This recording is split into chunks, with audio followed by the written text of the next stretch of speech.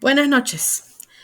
Para esta sesión, hoy vamos a empezar con lo más básico de contabilidad de costos. Vamos a hablar de los elementos del costo, de qué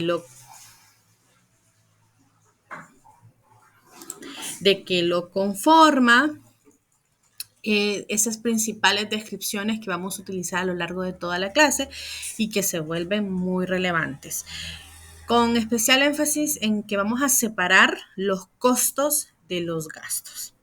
Cabe mencionar que esta clase es complemento al itinerario ya grabado. Es adicional a lo que está por allá. Son un par de aclaraciones y un par de consejos que vamos a ir conversando con la idea de que cuando lleguemos al tercer parcial y hagamos el proyecto, estemos un poquito más claros con algunas de las descripciones que aparecen y que tiende a generar un poquito de confusión. Así que este es complemento del itinerario. El itinerario dura como 10 minutos, es bien cortito, la verdad. Y esta clase da la apertura para hacer la tarea 1, que son las ecuaciones del costo. La intención de esa tarea 1 se enfoca principalmente en afianzar el conocimiento, en afianzar de qué son esos costos principales, a dónde van los gastos, cuál es el efecto. Esa es la idea. Así que vamos a hablar.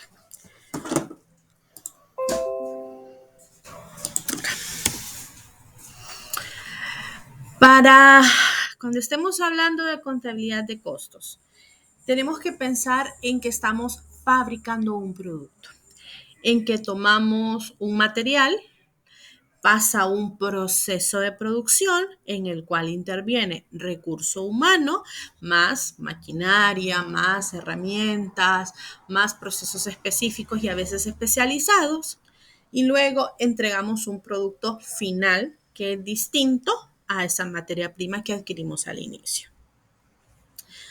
Para hablar de algo sencillo, aquí estamos hablando de una mesa de madera, así, una mesa de madera. Entonces, estamos hablando de que compramos o adquirimos madera, adquirimos las tablas, luego cortamos, lijamos, damos forma, se le pone arte, se pinta si corresponde o se barniza si es una madera de color, por ejemplo, y luego entrego una mesa.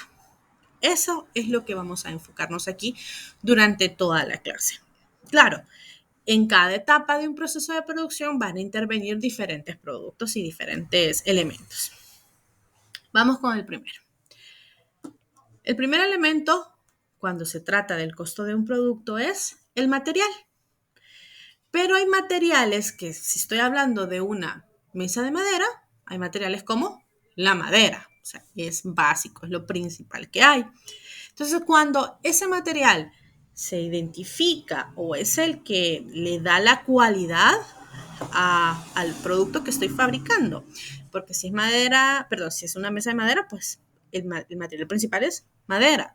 Si la mesa es de metal, el material principal es el metal, sea hierro, sea aluminio, lo que haya utilizado para fabricarlo.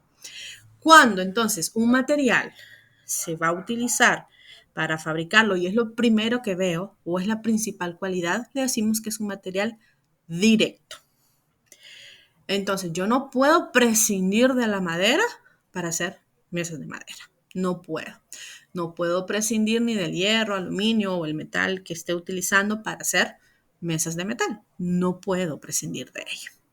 Ahora, hay otros materiales que no los veo directamente, que no los veo de una forma muy evidente, pero que son necesarios para la producción y que en ocasiones yo puedo reemplazarlo por otro material o lo puedo reemplazar con un proceso distinto.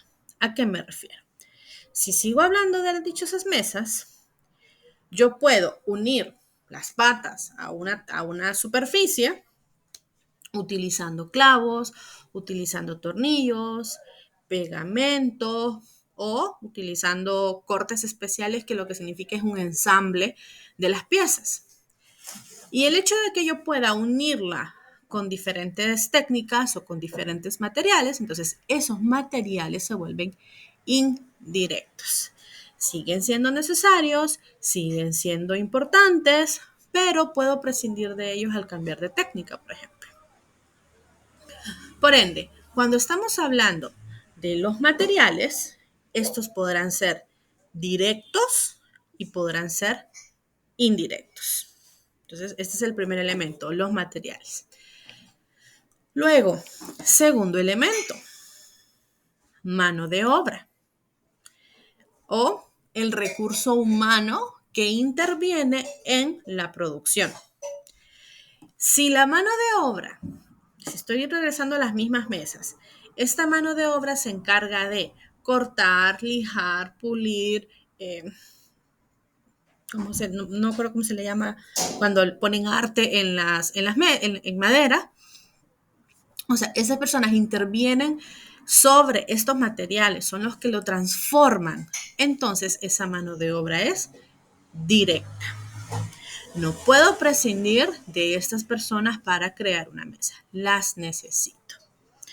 Pero, a menos que la persona que se esté encargando de fabricar sea el dueño de la empresa, seguramente va a trabajar en los horarios, con la responsabilidad, con la ética que corresponde.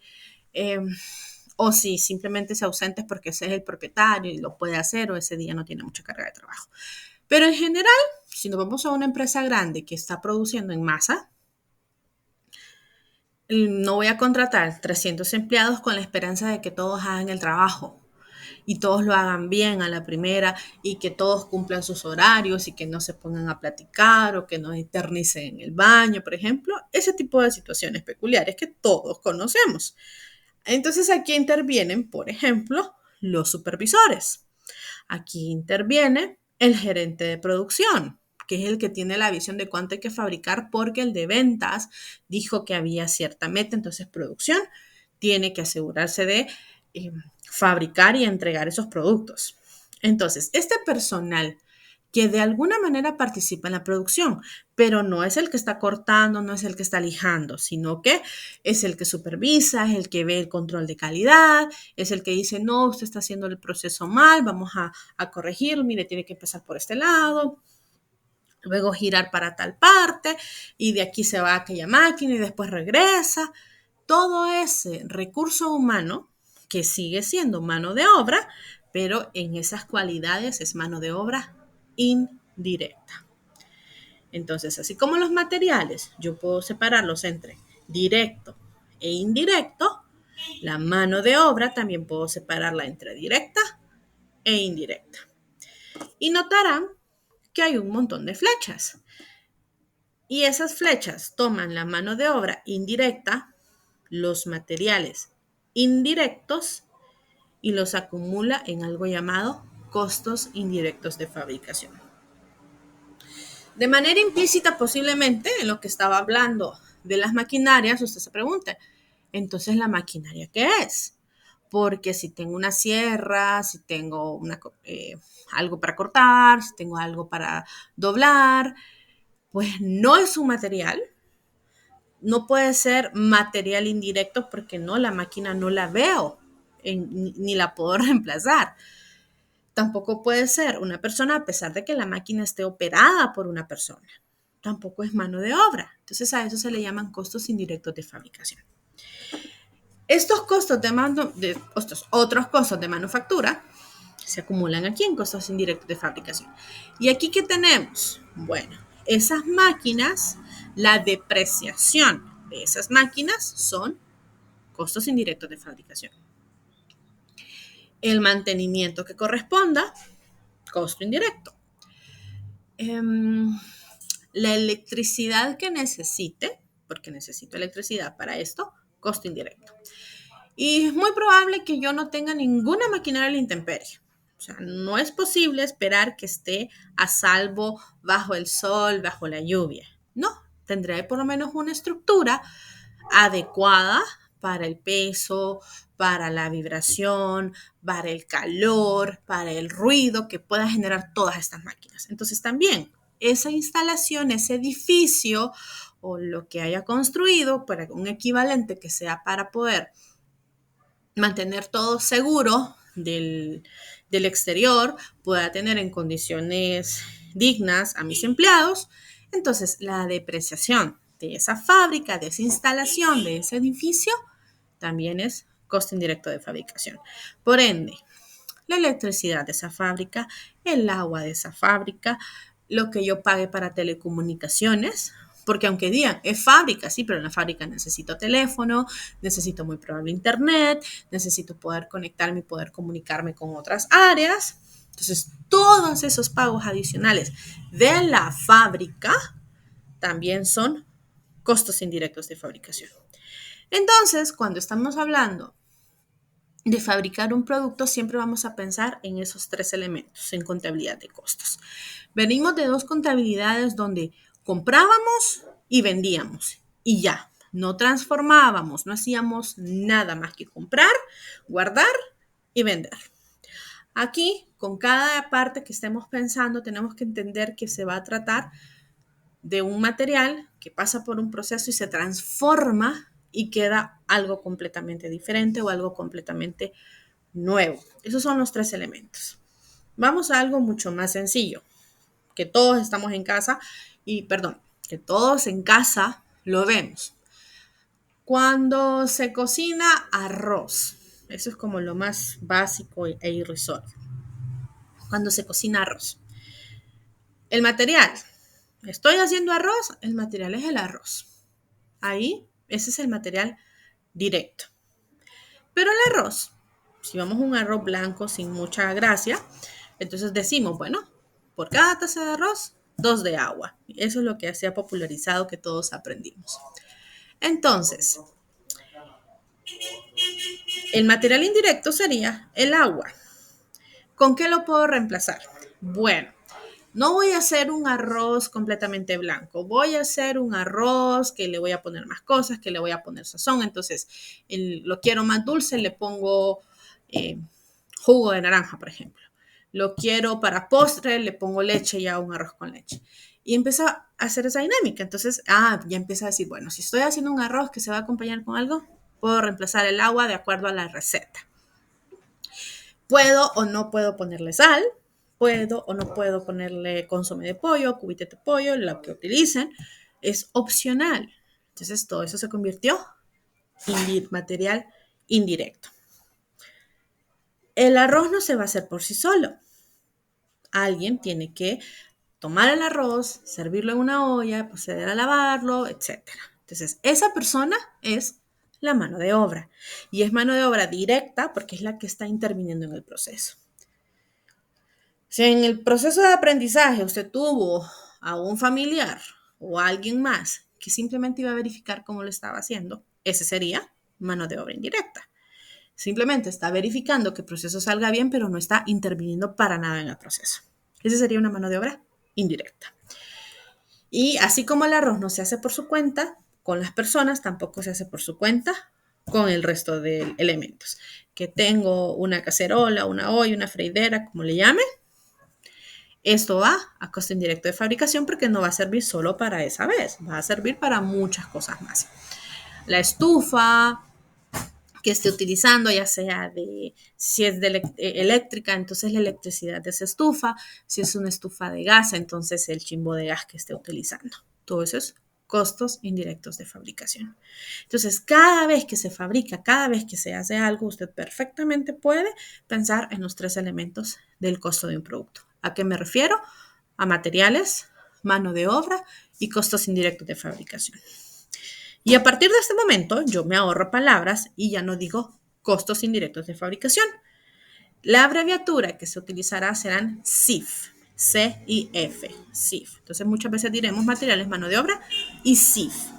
Primer aclaración con el itinerario. El itinerario lo llama GIF o GIF, o sea, G y F, porque lo llama gastos indirectos de fabricación. Pero con una de las aclaraciones que hago aquí es, los costos indirectos de fabricación, aunque se comportan como los gastos, por el hecho de que van a un producto inventariable, no es un gasto, es un costo. Y eso es lo primero que van a divorciar, el costo del gasto. Eso va a suceder en esta clase. Todos los costos, todos esos elementos que acabo de comentar y esas erogaciones que se me ocurrieron en lo que estaba hablando de la mesa, en lo que estaba hablando del arroz. Entonces, todo ello puede clasificarse de diferente manera de acuerdo al interés del análisis que tenga. En ningún momento una clasificación, o sea, esto verdecito es excluyente con otra. Es simplemente cómo voy a analizar la información y cómo la voy a ir separando para entender cómo está el centro de costos. Entonces, primero, de acuerdo a cómo se relacione con la producción. Si este material, esta mano de obra o estos SIF se relacionan directamente a la producción, le llamamos costos primos.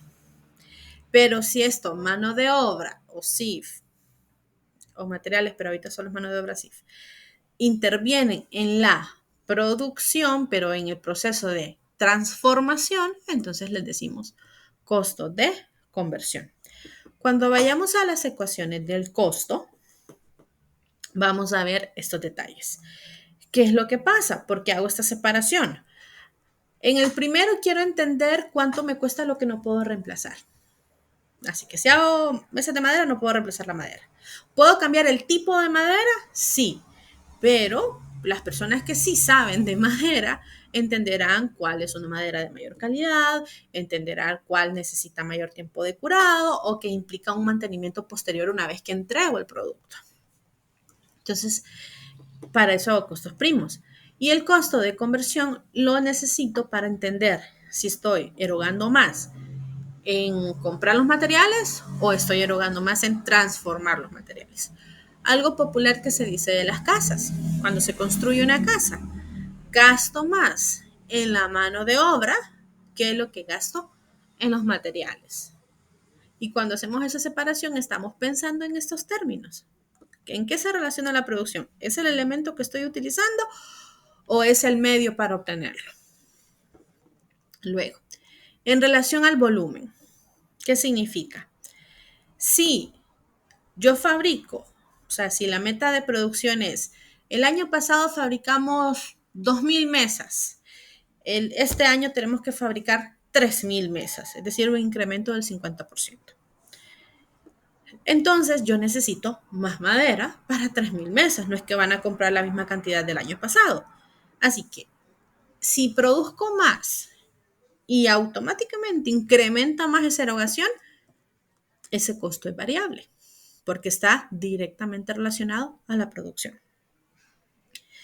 Si no importa qué tanto escale la producción, la verdad, la erogación no cambia mucho, o no cambia, mejor dicho, entonces no se relaciona con el volumen y se clasifica como fijo.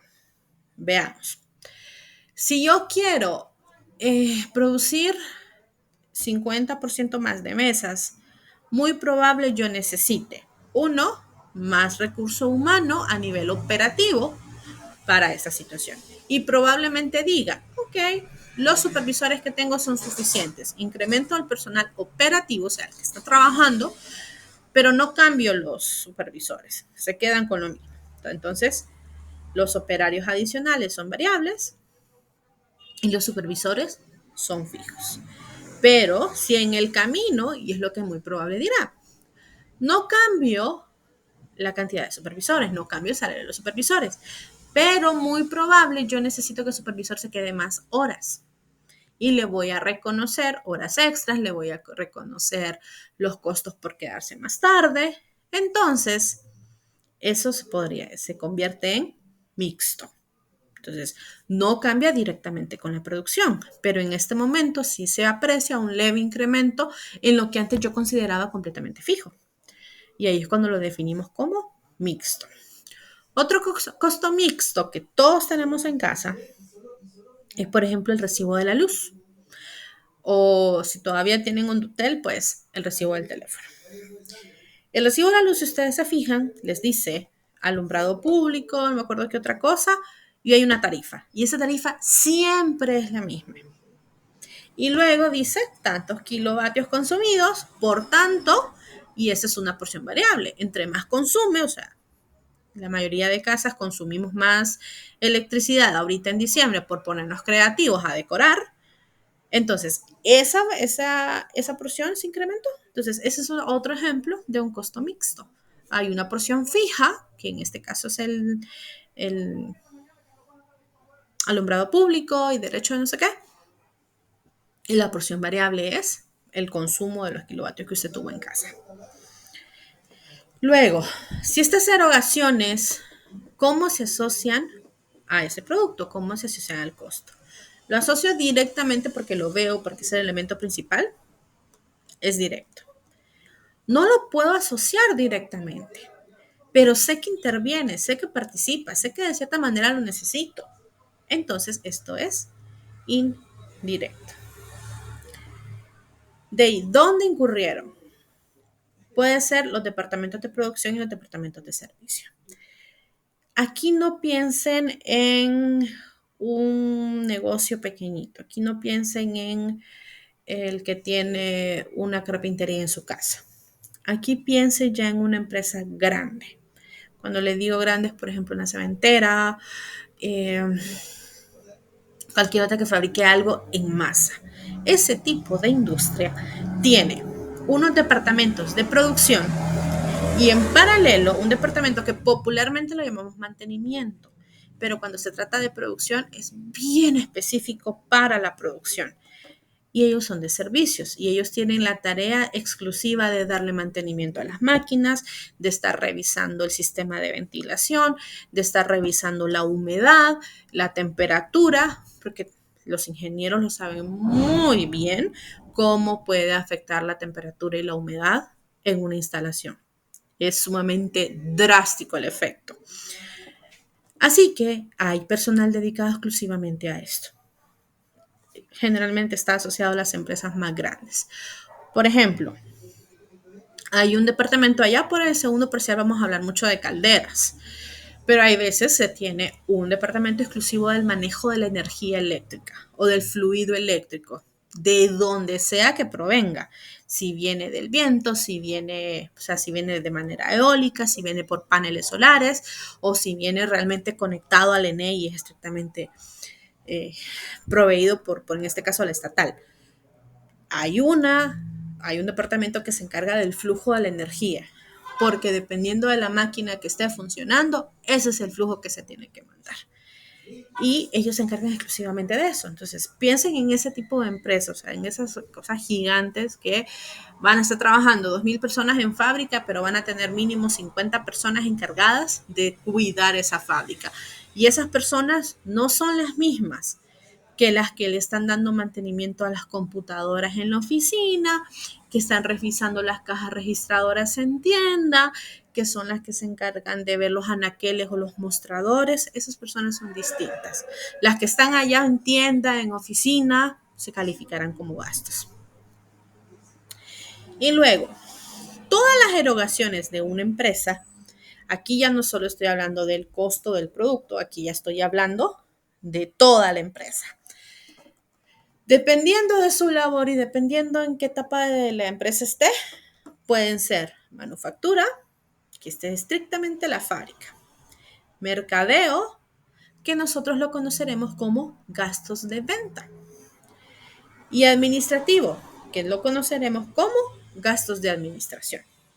Dependiendo de la funcionalidad, estas erogaciones pueden ser para manufactura, para mercadeo o para administrativo. E inclusive el administrativo contemplará la sección financiera.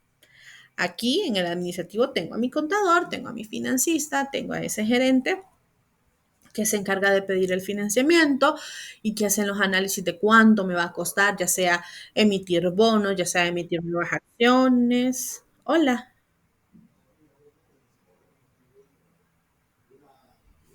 no sé qué fue ese sonido.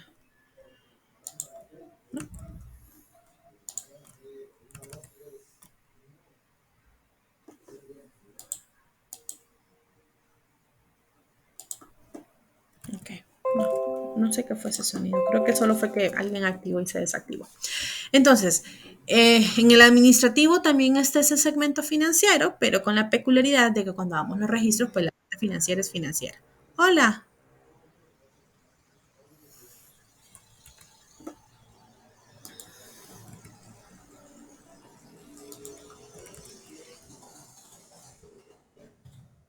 Hola. Ok, no sé. Ahorita sonó como o que alguien levantó la mano o que alguien entró, una de las dos cosas. Muy bien, entonces podemos clasificar los costos con distintos fines para entender a dónde se concentran, por qué se van, puedo controlarlos o no, están relacionados con la producción o la verdad se me está yendo dinero por otra área que no me está proveyendo beneficios a la empresa. Así los clasifico. Ahora que pasa la motocicleta, entonces vamos a las ecuaciones del costo. Esto ya estará directamente relacionado a la tarea 1 y es complementario al itinerario. Tenemos distintas erogaciones. Aquí son puras erogaciones lo que tenemos, pura salida de dinero. Las primeras tres son el costo del producto. Las cuatro siguientes son gastos. Voy a la siguiente diapositiva y regreso. Cuando yo esté hablando de costos, estoy hablando de pagos que van a ir al inventario, que van a ir al producto final. Por eso un costo, decimos, es inventariable. Y si yo me dedico a fabricar mesas de madera para venderlas, yo voy a recuperar ese costo. ¿Por qué? Porque voy a vender esa mesa a un precio superior de lo que me costó. Esa siempre será la idea, pero hay entornos donde pasó algo, cambió la temporada, no cumple el estándar y necesito pues obtener todo lo posible y por lo menos cubrir el costo. Pero si nos mantenemos en un entorno normal, donde voy a vender a un precio superior del que compré, entonces va a generar utilidad. Y si no vendo todo, me queda ahí un remanente de unas cuantas mesas, pues no las vendí ahorita, las vendo el siguiente año. Y a eso se le llama inventario final. Y ese inventario final es un activo que tengo. Ese inventario, cierro el 31 de diciembre, aperturo nuevamente el 1 de enero, estoy diciendo algo contablemente, y entonces sigue siendo, está inventariado, sigue siendo recuperable y puede generar ganancia. Entonces, cuando esté hablando del costo, va a llegar al producto directamente. ¿Qué pasa con los gastos? Con los gastos piensen en el área de ventas, el área de administración. Son las más sencillas. No puedo inventariarlo, en primer lugar. Yo solo sé que le tengo que pagar a 30, 40 personas por hacer distintas labores. No necesariamente harán siempre su labor y no necesariamente la harán siempre bien. Pero por esa circunstancia no va a cambiar la producción de mi empresa. Por esa circunstancia no voy a detener la maquinaria. Entonces no se puede inventariar. Y como tampoco puedo garantizar que el monto pagado lo voy a recibir en el servicio prestado, tampoco es recuperable, visto de alguna manera. Si tengo un empleado o una empleada que entró por favoritismo, suele pasar, y lo único que está haciendo ahí es existir, nada más.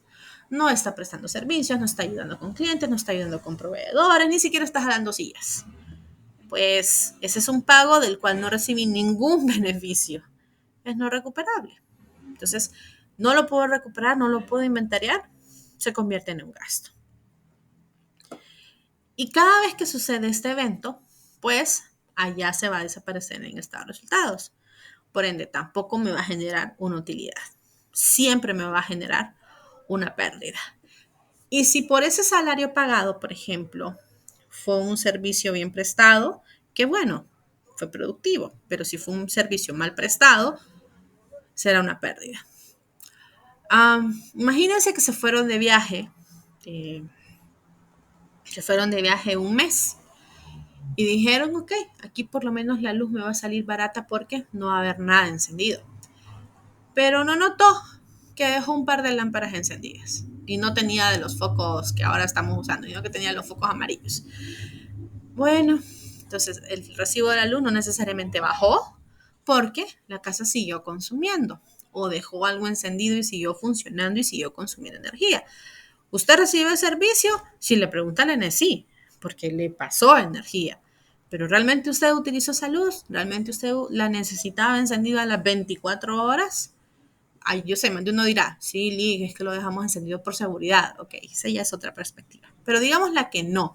Usted dejó las luces de los baños encendidos y los baños, la verdad, no dan para la calle ninguno. Bueno, no lo consumió, no recibió el beneficio, solo tendrá que hacer el pago. O allá hace muchos años, venía el recibo de Hondutel, el recibo salía por 2.000 lempiras hace unos 10, 15 años, así que se pueden imaginar la reacción en casa. De qué pasó, quién gastó, qué fue lo que hicieron, dejaron descolgado, se la pasaron llamando al exterior, etcétera. Pues cada quien sabrá qué fue lo que vio en su casa. Entonces, ahí es un servicio mal prestado que al dueño de la casa le tocará pagar para poder conservar la línea. Así que esas son las cualidades del gasto. No voy a recibir ningún beneficio. Pero a pesar de ello, sí tengo que hacer esos pagos.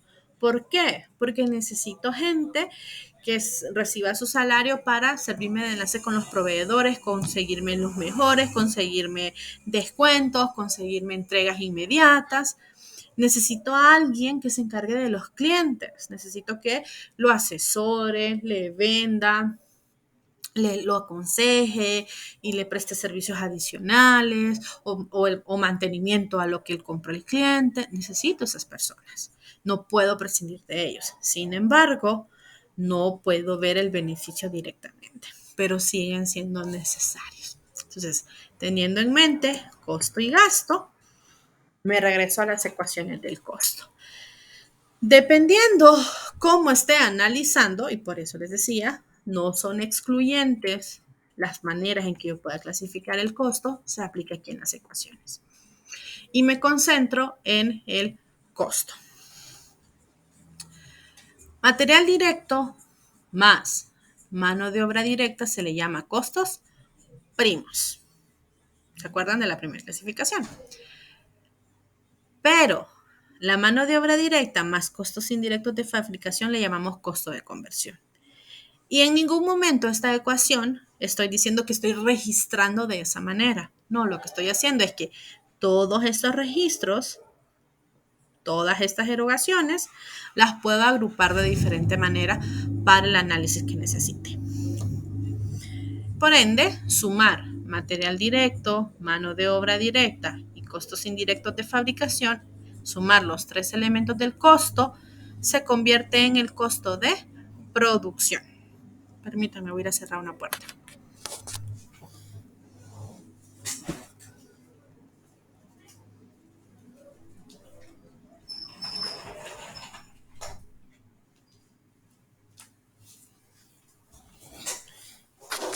Bien, regreso. Sumar los tres elementos del costo, materiales, mano de obra y CIF, será el costo de producción. Luego tenemos los gastos. Aquí ya son puros gastos, no son costos.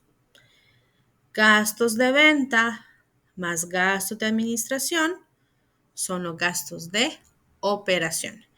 Y si recuerdan, contabilidad 1, cenitas para algunos, ustedes tenían ventas, devoluciones, rebajas y contaba la historia. O en conta 2, ventas menos costo de venta, utilidad bruta en ventas. Después venía un título llamado gastos de operación. Ahí no había valor, solo se llamaba gastos de operación. Y usted sumaba gastos de venta más gastos de administración. A eso se refería. Si al fragmento de operación, que como les comentaba, los necesito, no puedo prescindir de ellos, aunque sean gastos, le sumo el elemento financiero, es decir, no puedo hacer todas mis actividades con el dinero que tengo. Y es más, los financistas nos encanta decir, nos apalancamos. Es decir, usamos dinero ajeno.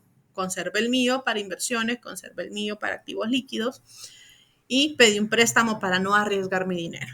Porque si algo pasa y es malo, pues al banco se lo puedo devolver en cuotas. Si a mí me sucedía, yo perdía el dinero enteramente. Entonces, los financistas decimos nos apalancamos. Si a la parte operativa, que es gastos de venta y gastos de administración, le sumamos la parte financiera, se llaman gastos de operación y financiamiento. Claro, En la contabilidad existían gastos financieros y existían ingresos financieros. Para este tipo de análisis, aunque no lo ven en efectos académicos, pero sí en la realidad, ustedes tendrían que netear. Y si hay más gastos financieros que ingresos, pues sí, es un gasto. Pero puede ser que tengan muy buenas inversiones, que generen muy buenos rendimientos y que hayan cubierto eh, todos los gastos financieros. Entonces ahí usted va a tener algo que va a compensar estos gastos financieros y estos gastos de operación y financiamiento. Y luego, conforme al itinerario, todos estos pagos, incluyendo los otros gastos, cualquier otro evento que haya implicado aquí, que no se clasifica en ninguna de las actividades, se le define como costo total. Este es lo más congruente con el itinerario. Hay una separación cuando ustedes ya lo ven en las empresas. Y estoy pensando ya en empresas grandes, estoy pensando en el negocio familiar donde el que hace el producto pone su casa y pues de ahí sale todo para la familia. No estoy pensando en eso. Este costo total con frecuencia en la realidad es exclusivamente el costo de producción, porque todos estos son gastos operacionales, son todas estas erogaciones que yo necesito para que se produzca, pero no directamente, sino que yo fabrico para que se venda. Pero entonces, dependiendo de ese enfoque, vamos a tratar el costo unitario como costo de producción entre unidades producidas. En el enfoque del itinerario, el costo total está conformado por todas las erogaciones que aparezcan detalladas y al dividirlo con las unidades producidas me da el costo unitario. Yo hago énfasis, en los costos. Cuando vayan al proyecto, sé que va a tomar un poco más de sentido. Nunca les digo, regresen a ver la primera clase, No, pero allá va a tomar sentido. Cuando empecemos a separar las erogaciones. Posteriormente, en el itinerario les aparece el, ¿cómo le dice? Precio de hacer para vender. Que eso es lo adicional que está en el itinerario y obviamente está en la asignación. El precio de hacer para vender es, bueno, yo necesito vender a un precio que me cubra por defecto el costo de producción. Pero como la fábrica no trabaja por cuenta propia, ni la empresa trabaja por cuenta propia, sino que necesito a todos estos pagos que están por acá. Entonces, yo calculo el precio de hacer para vender considerando todas las erogaciones adicionales. De esa manera diremos que yo tengo este costo de producción más todas estas gastos de operación, financiamiento y otros gastos. Y este entorno, que es el que está planteado aquí, me cuesta X valor. Y sobre ese valor quiero un porcentaje de ganancia. A veces, y ustedes lo habrán escuchado, les decía, ustedes iban a hacer con un sastre, con una costurera, X prenda. Entonces ella le decía, les voy a cobrar por mano de obra lo mismo de los materiales. Entonces era, la tela cuesta tanto y el tiempo pues que yo voy a invertir, eso es lo que yo voy a cobrar. Y eso era como una manera simplista, porque tal vez esta persona tenía el negocio en casa. Pero ya el que ya tenía un taller, o sea, ya no era en casa, sino que ya tenía un lugar con otra maquinaria, que no solo fuera una máquina de coser.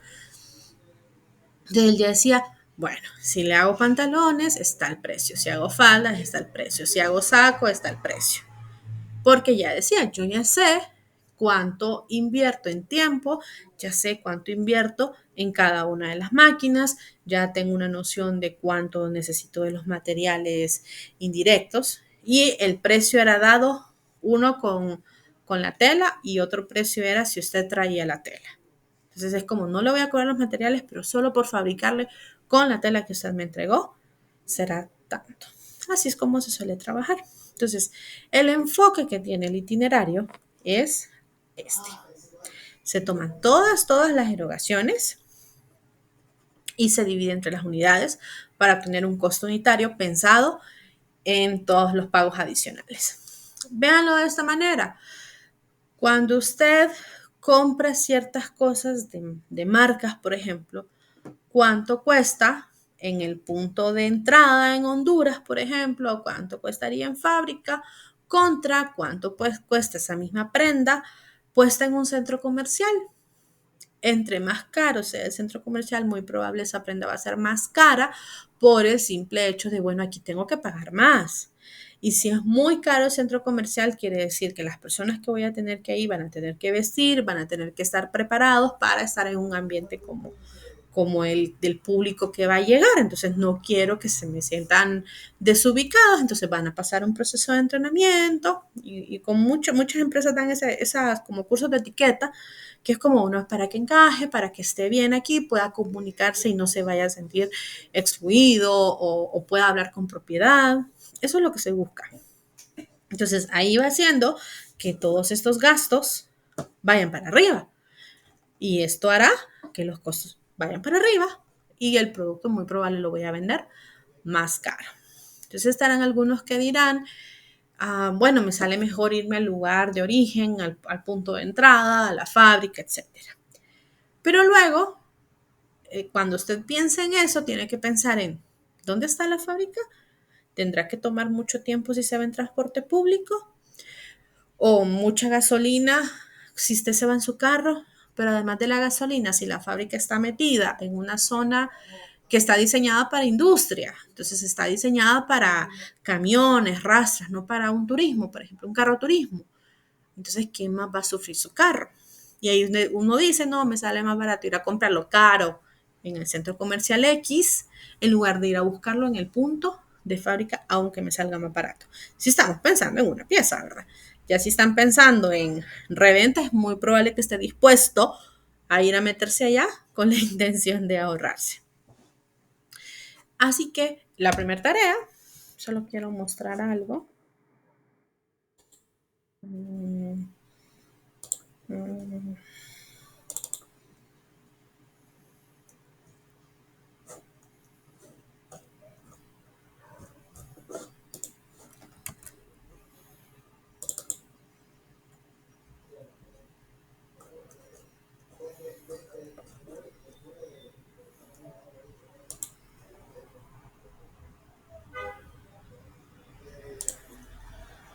Me quedé en blanco por un momento.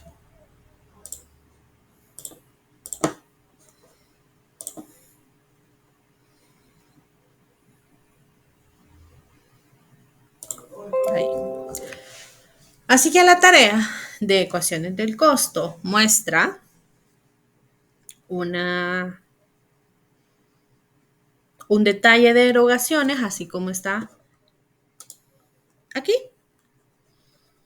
para que usted plantee todas las ecuaciones de acuerdo a la fabricación, tenga los 1800. Escuché un sonidito. Hola.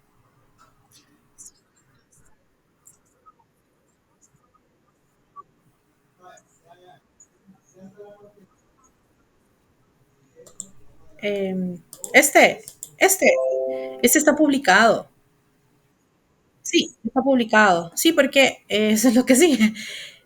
Ustedes, como les digo, esto que estoy haciendo es complemento al itinerario. Son cosas que a veces considero que el itinerario es un poquito más complicado y a veces creo que visualmente se simplifican algunas cosas. Entonces, cuando pasa algo así, yo pongo el complemento adicional. Yo sé que en contados no pasaba. En contados era como, les cuento, aquí ya es diferente. Costos tiene esa peculiaridad. Entonces, este está.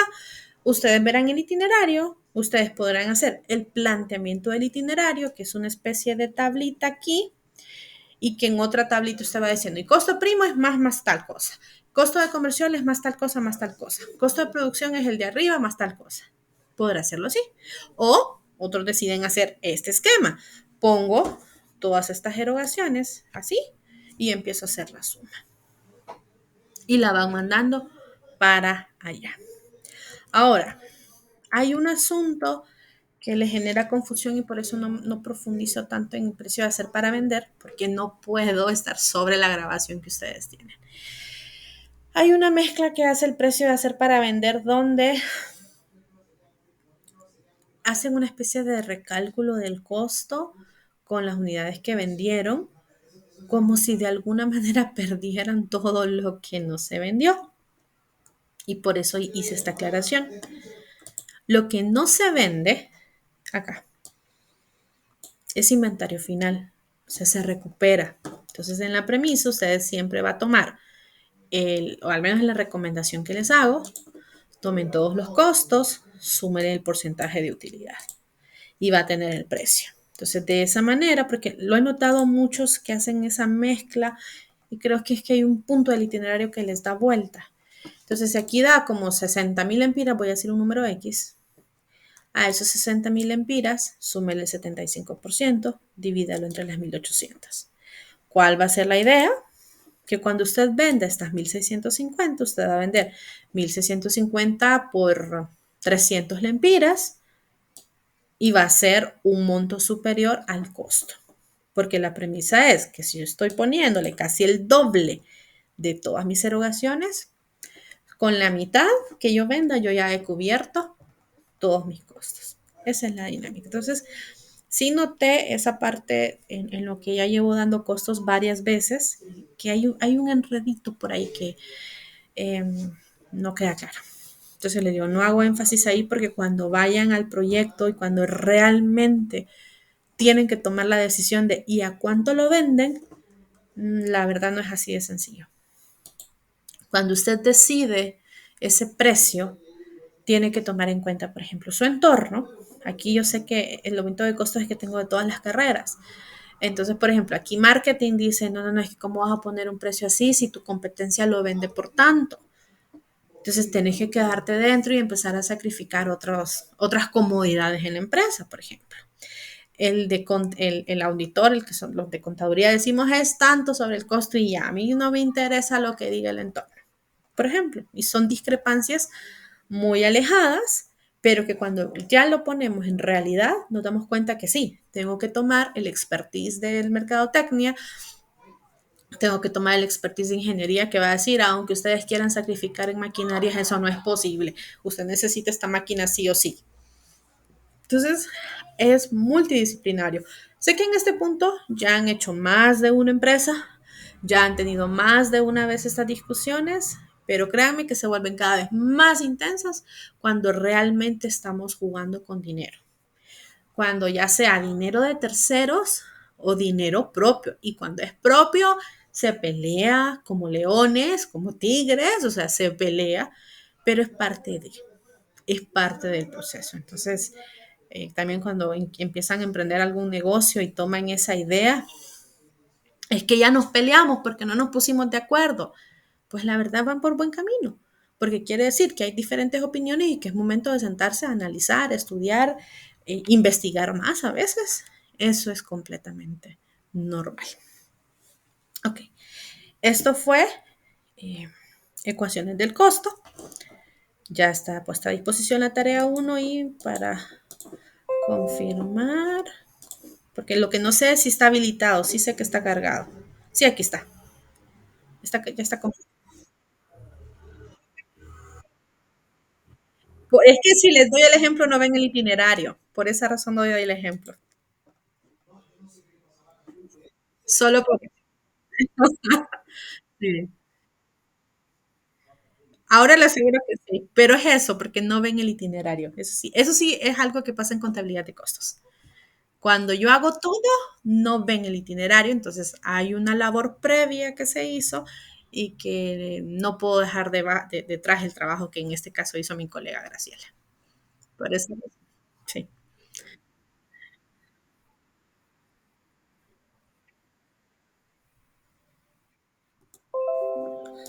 ¿Como acá se refiere?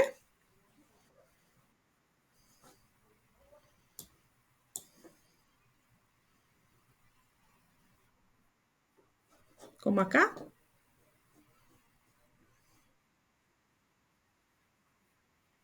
Ok, esa es otra manera. Muy probable sea eso, cuando tenga la mezcla de, por ejemplo, hacen costo de producción y uno de los ejemplos le dice, tome el costo primo y sume los IF. O tome el costo de conversión y suma el material directo. A eso se refiere. Es por eso que los coloco así. Pero perfectamente usted puede decir, hago caso omiso a los cálculos intermedios y yo siempre hago los cálculos sobre mis cuentas. Yo soy de esas. Yo hago los cálculos siempre sobre las cuentas originales. No uso nunca cálculos intermedios. Pero es un asunto de cómo trabajo. ¿Sí?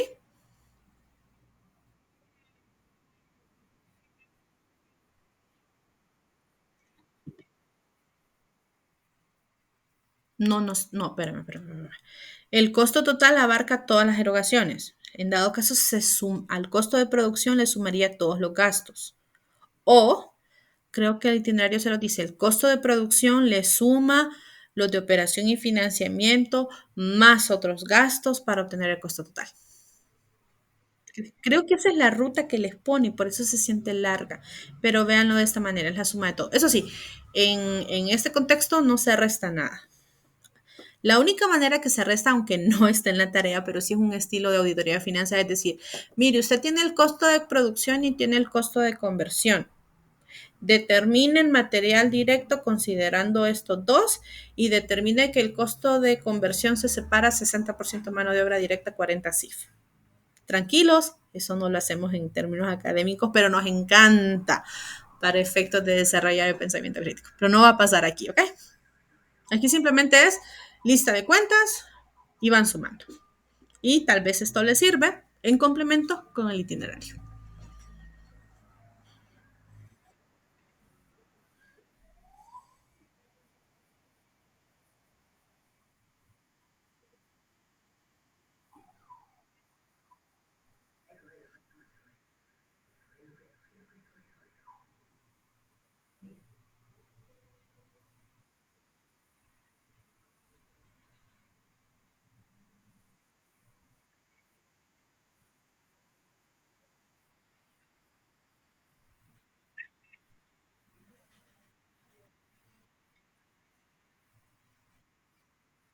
Sí, sí, sí, sí,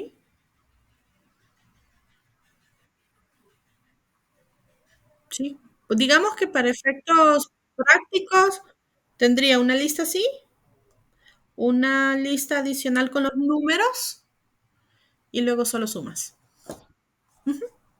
Esa es otra manera.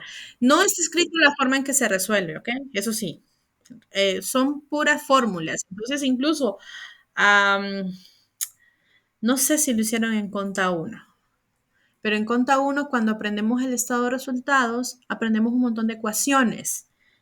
Y para la mayoría es un enredo, pero los que son muy matemáticos, o sea, son de los que van para ingeniería civil, esas ingenierías que solo piensan en matemáticas puras. Ese es un ejemplo de que ellos aprenden a base de ecuaciones. Entonces, como les damos el espacio a las ecuaciones para esto. Entonces, es para intentar abarcar ambos entornos, porque ya tuve en mis casos donde tenía en algún momento les di ingeniería civil, contabilidad, y no podían entenderlo. Entonces, como nunca lo he hecho, les digo, vamos a hacerlo a base de ecuaciones. Y fueron como tres estudiantes que solo una vez expliqué de ventas menos costo de venta igual a utilidad bruta en ventas, devoluciones, rebajas, ventas menos devoluciones, rebajas y descuento igual a ventas netas. Y así se lo aprendieron. Entonces, cada cerebro piensa distinto, la verdad. Así que la forma en que se resuelva no está escrita en piedra, son puros cálculos matemáticos, así que tampoco tienen que hacer todo el proceso, ¿ok? Lo que mejor le funcione a cada uno, siempre y cuando yo lea eh, que esta línea es equivalente a esta, estamos bien, ¿ok? Aquí detengo la grabación.